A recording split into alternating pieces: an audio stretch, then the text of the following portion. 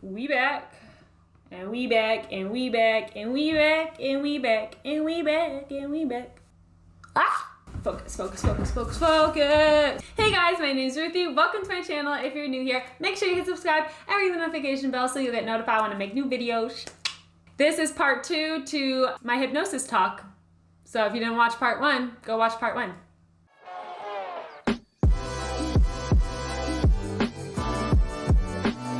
So my next hypnosis story that I have for you takes place at Frost Valley Summer Camp in the Catskills in New York. Shout out to Frost Valley. I love them so much. Oh my God. I was a presenter. I taught guided meditation at their Women's Wellness Weekend a few weeks ago. And it was just such a perfect, beautiful experience where like words aren't even gonna do it justice. So I'm just gonna leave it at that.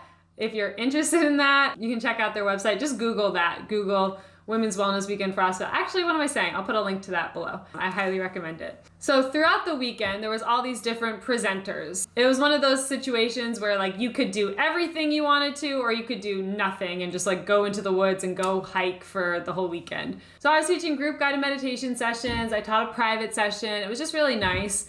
And then in my off time, I went to different presenters. I went to different workshops. And one of the workshops, you guessed it, was self-hypnosis. So I'm going to talk about that workshop. Campagna.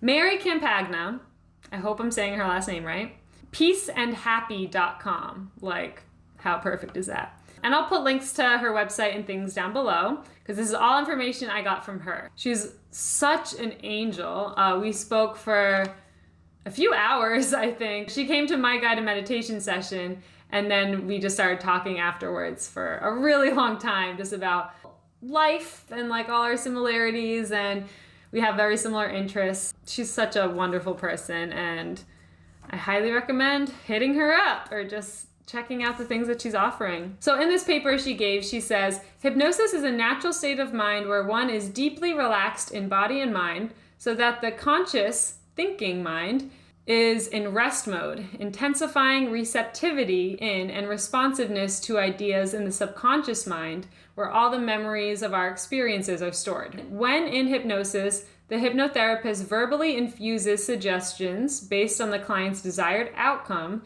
into the subconscious mind, rewiring it to help the client defer to new behaviors that are aligned with the changes the client is seeking to make. While hypnotherapy is not a magic wand, I have delightfully witnessed the joy of my clients' successes and increased well-beings. Beautiful. There's this little quote from Gil Boyne, pioneer of modern hypnotherapy and creator of transforming therapy.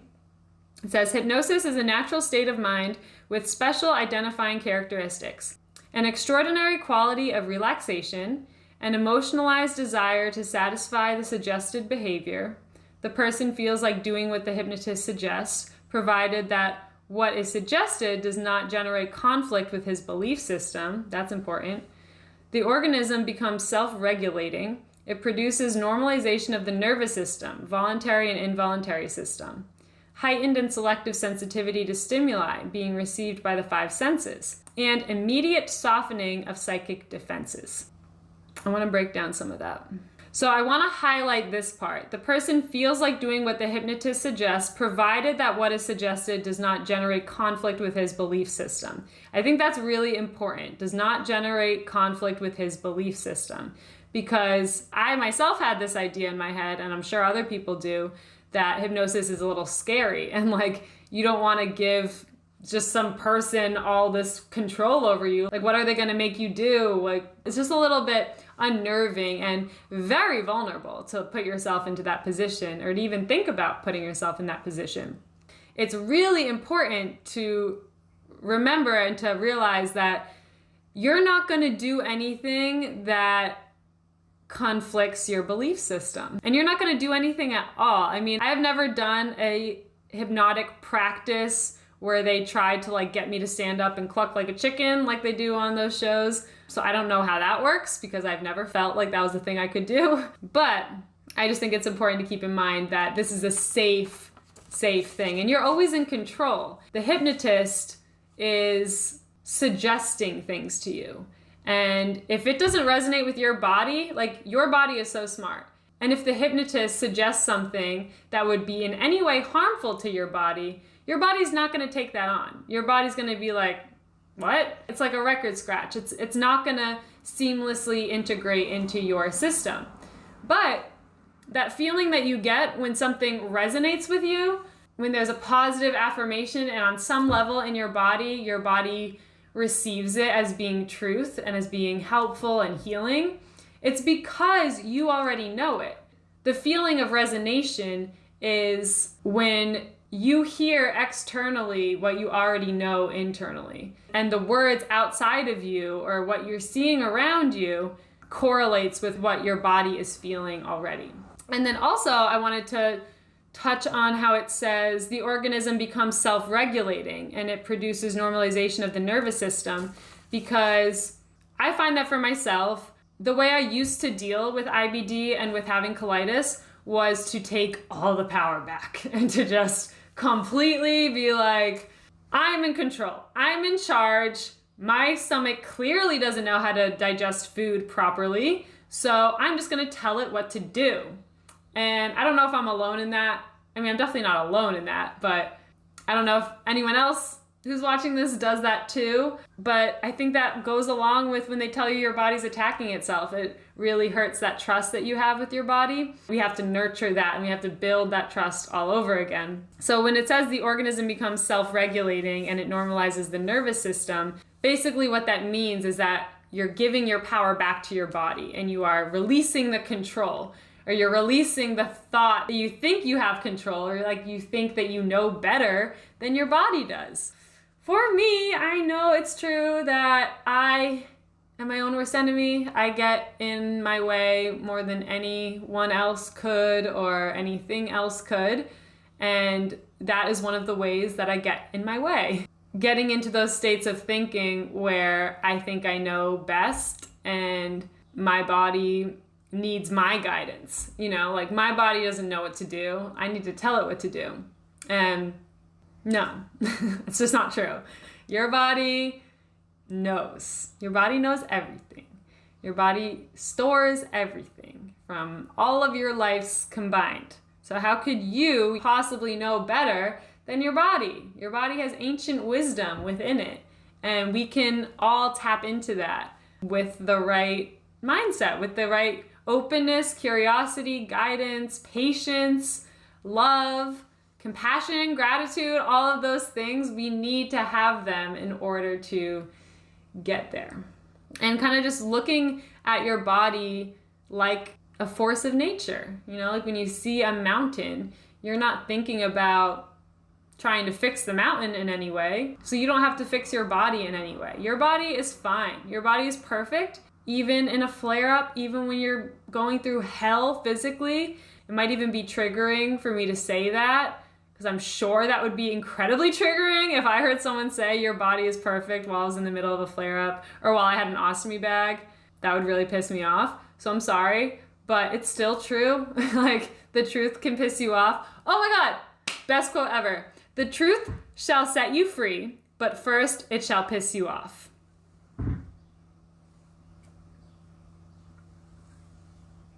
I remember the first time I heard that, I was like, I had just found out my boyfriend was cheating on me. And I was like, I'm definitely set free, but I'm definitely pissed off. So on that note, I'm not going to read this whole thing because that's probably not right of me to do that. You should probably hit up Mary to actually learn about this stuff more in depth.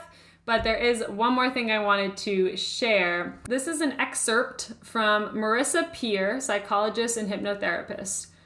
If you want to learn how to control your thoughts and create the life you want, your job is to give your mind much more powerful, descriptive, and positive words. So these are the rules of the mind, according to Marissa Peer. They're really good. When dealing with the subconscious mind, the greater the conscious effort, the less the subconscious response.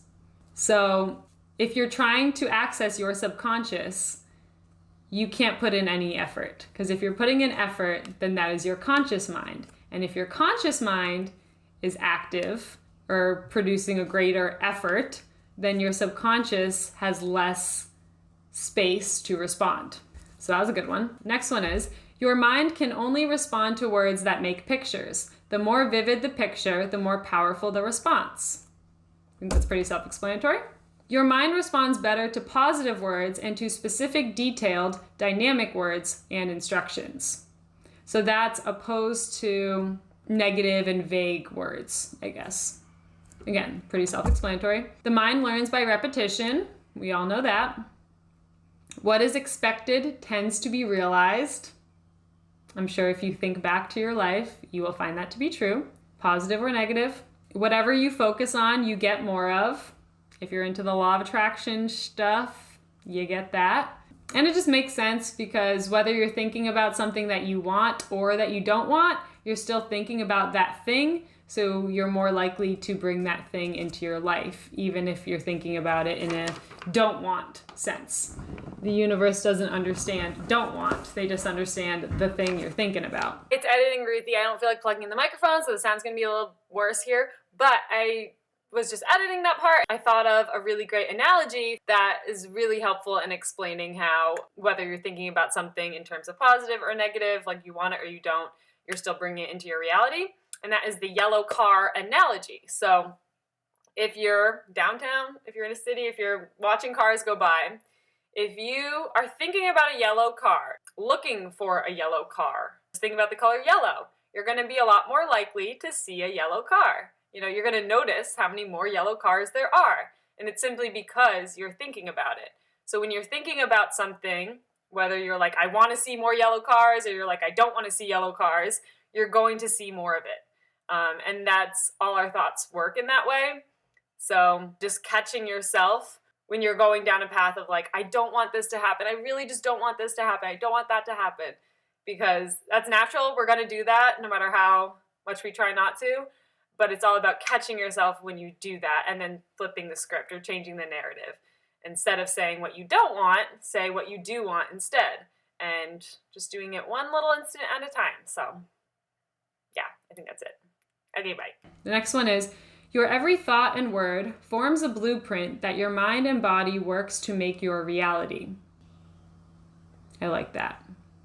One more time. Your every thought and word forms a blueprint that your mind and body works to make your reality.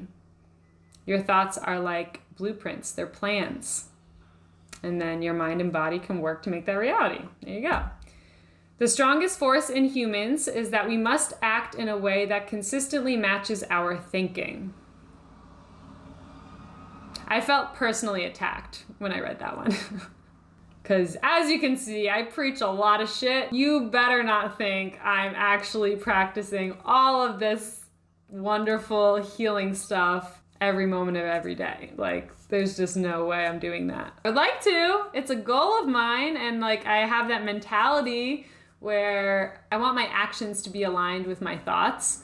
And I'm definitely trying to get there, you know, and I have my days. I'm not gonna lie, I've been in a really good mental state lately, and my actions definitely have been matching my thoughts, and I've been doing the things because I've been feeling like it, because this weather has been amazing, and I just feel so much more settled in my apartment, and it's so clean. I've just been deep cleaning and organizing, and it's just making me feel really good. So that is a really strong force. It's integrity. I think that's the definition of integrity. The strongest force in humans is integrity. It's acting in ways that consistently matches your thinking. Hell yeah. Okay, next one. Every thought you think causes a physical reaction and an emotional response within you. That is something you can ponder about, and it is completely true when you think about it. Imagination is more powerful than knowledge when dealing with your own mind or the mind of others. That's probably pretty straightforward, but I think it's saying how if you're trying to recall a day in your life or like an event that happened to you, if you are coming at that from a knowing perspective, from like, no, I know it happened like this, so but like, why can't I remember it clearly? And you're like trying to think from that knowing, like that is a lot harder to visualize than it would be if you were just imagining, like imagine that day, or like what's the first thing that comes to mind when you think about that day or when you say that word of, I don't know if that makes any sense. Does this make any sense? Kinda. Imagination is more powerful than knowledge. That's the gist. Hello, it's Editing Ruthie once again.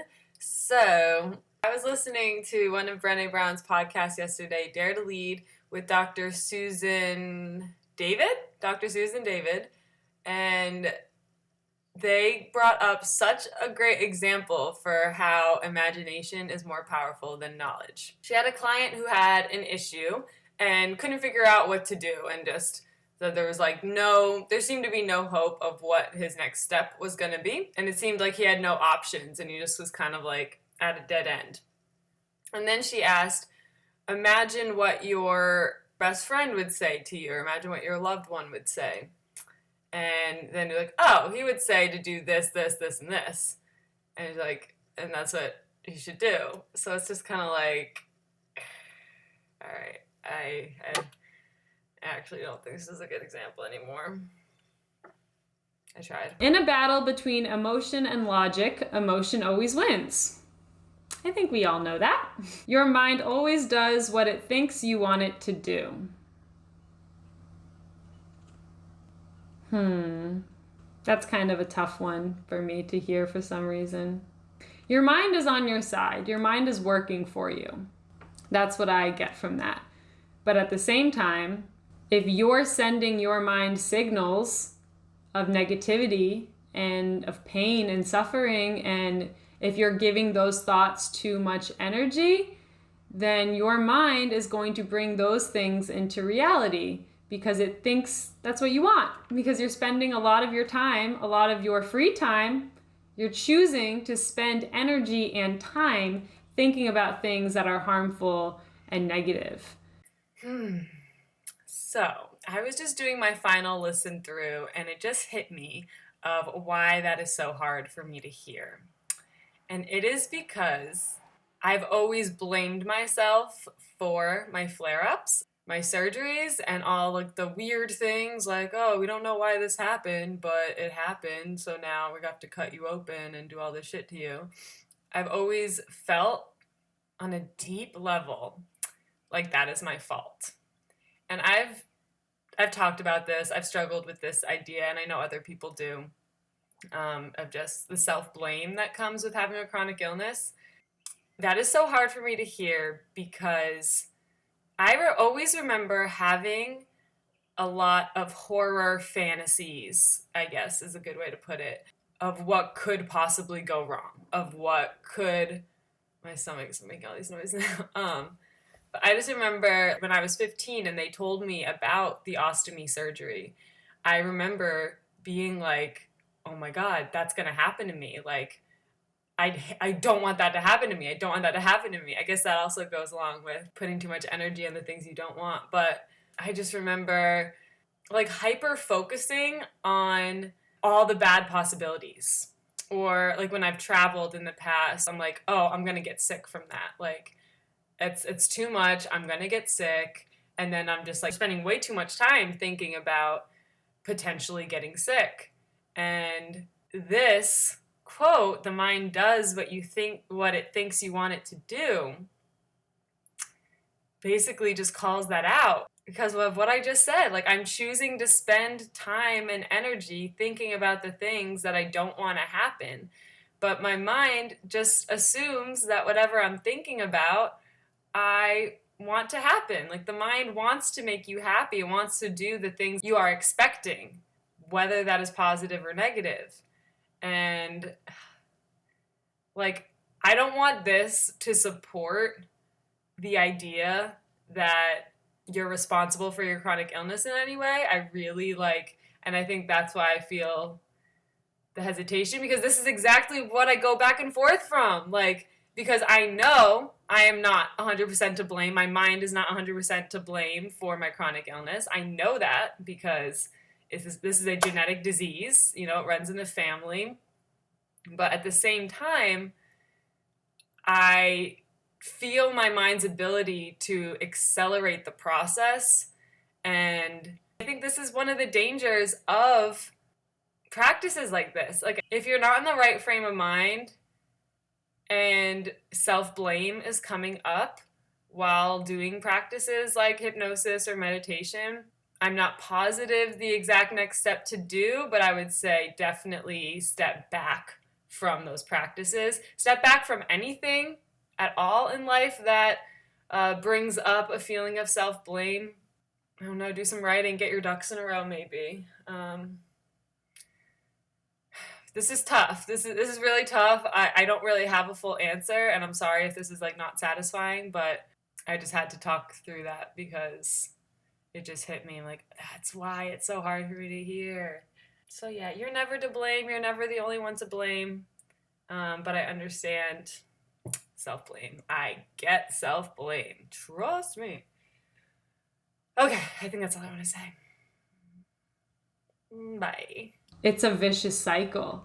And honestly, if you're in a state like that where you are feeling negative, that's not even going to be helpful for you to hear. It's just going to keep you stuck in the cycle because it doesn't feel like there's a way out. So what I have to say to you, if that is you, is... No, the first thing I have to say to you if you're in that state is to let yourself be there.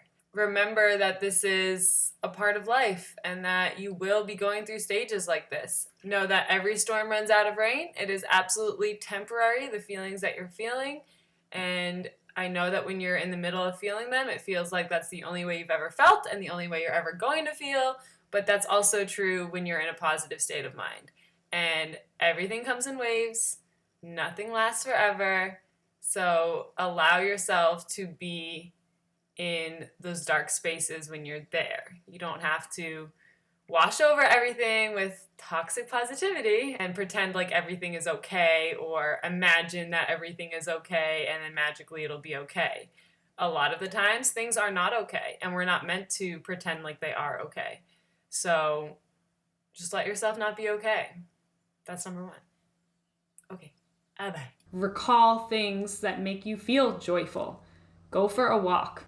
Action steps. When you are stuck, trust me, I have been stuck in hellish states of mind for years at a time, like an addiction and really toxic behavior and just so self-destructive. Like I was basically asking for it. Like I was asking to just be gone, you know? And when I was in that place, the only way I successfully got out of it was by pretending that I was out of it and just by doing the things that I would do if I didn't feel that way and forcing myself to go for a run first thing in the morning, forcing myself to do yoga, forcing myself to eat healthy, even though all I wanted to do was eat fried chicken and tequila. That's a fake it till you make it. I have a whole video, when to fake it till you make it. So you can watch that for more inspo on that topic. All right, moving on. Your mind works to move you from pain to pleasure. Your mind is hardwired to resist what is unfamiliar and to return to what is familiar. This is actually a really powerful thing. Your mind is hardwired to resist what is unfamiliar and return to what is familiar.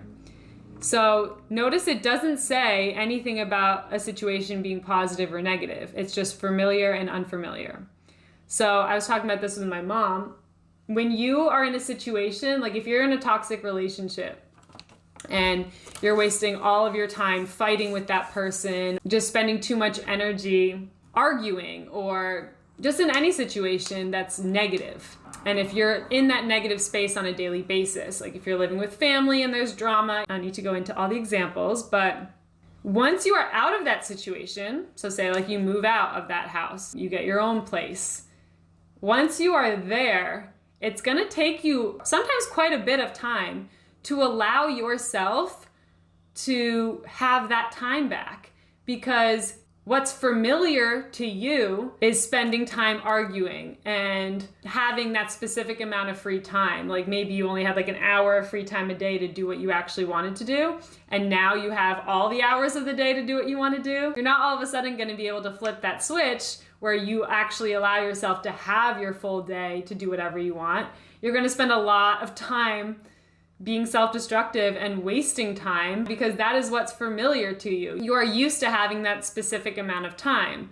So just because you're out of the situation does not mean you just get that time back right away. You have to now get out of your own way, and you have to create a new relationship with your days and with your time. You have to create a new thing that is familiar to you. So that's a really good one.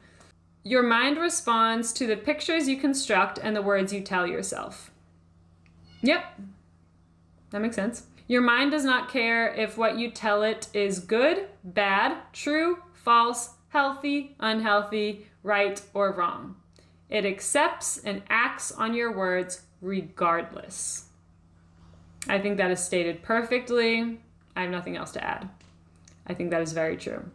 You make your beliefs, then your beliefs make you, then the universe makes those beliefs real. This, the first time I read it, I had to read it like 10 times because, and I mean, still, I think my automatic level of acceptance, that does not make sense to me. But for a brief second, it kind of makes sense. So you make your beliefs. You have the power to choose what you believe. Then your beliefs make you. And this is where I got lost. So if I have the power to make a belief that I have angels watching me and helping me, say that's my belief, then your beliefs make you. Then those angels can actually help me because that's my belief. And then the universe makes those beliefs real. So then the universe actually gives me them angels to help me. That's a very spiritual example, but you can take that and relate it to your own beliefs in your own life. See if that aligns. And then the last one, what you present to your mind will present back to you. So if you're spending a lot of time watching the news, watching things that are disturbing or things that aren't helpful for you to hear about or see or feel, your mind is going to present all that stuff back to you. So I really like these papers. I mean, clearly they're kind of destroyed. These papers have been awesome. Boop, boop, boops. Hit her up, look her up. She's very helpful, very kind, very loving, very sweet. And she has recordings of hypnosis sessions. So if you're interested, I'm sure you can purchase them or just talk to her about having a hypnosis session, because these are things that can be remote. You don't have to be in the same room. It's just words, you know, and it's just you. It's just you and words. That's all that's needed. And you can get that anywhere. All right, I just talked for an hour and a half. I think I'm done. So if all of this stuff sounds right up your alley, if you feel interested in exploring hypnosis further, Google's your best friend. Google hypnosis or hypnotist or gut hypnosis specifically, and then your location, and just see what pops up. But you can always ask your gastroenterologist if they have any connections to IBD specific therapists or social workers or hypnotists or, you know, all the things. You got to find out what resources are available to you, because when you're living with a chronic illness, it's rare that someone will just give you that information. You really have to go out and seek it.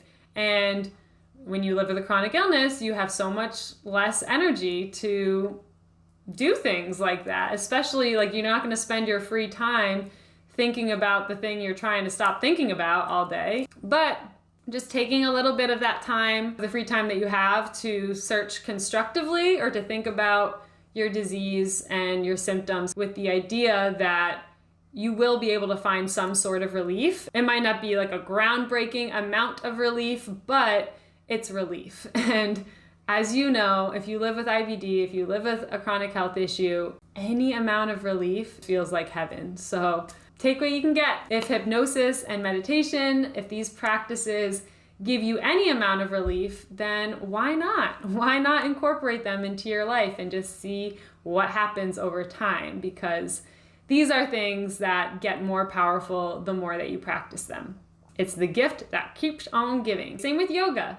These things reward you the more time that you make for it. It's very simple. The more effort, the more time you make for these healing practices, then the more benefit you will receive over time.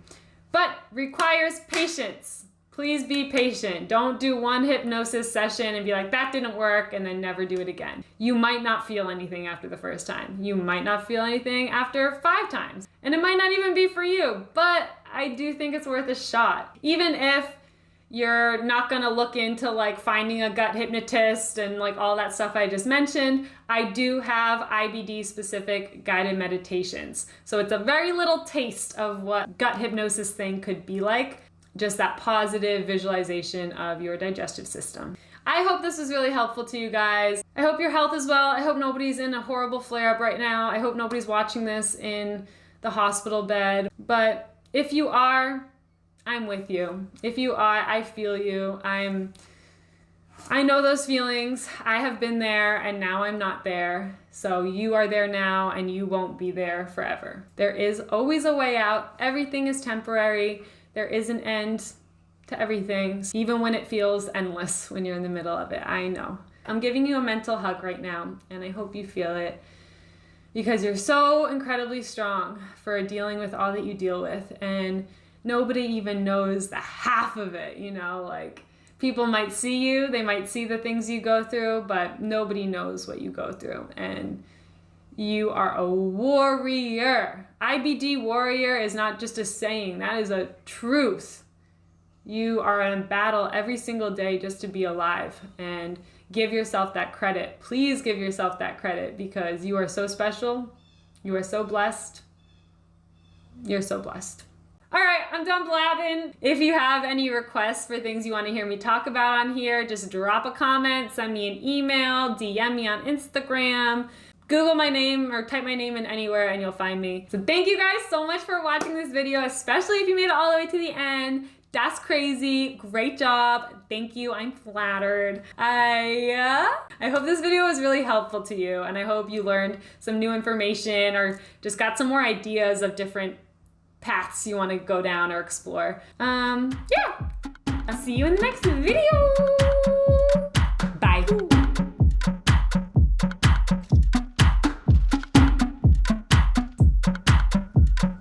Hey guys, it's your girl Ruthie. Welcome to my channel. If you're new here, hit subscribe and the notification bell so you can know if I have a new video.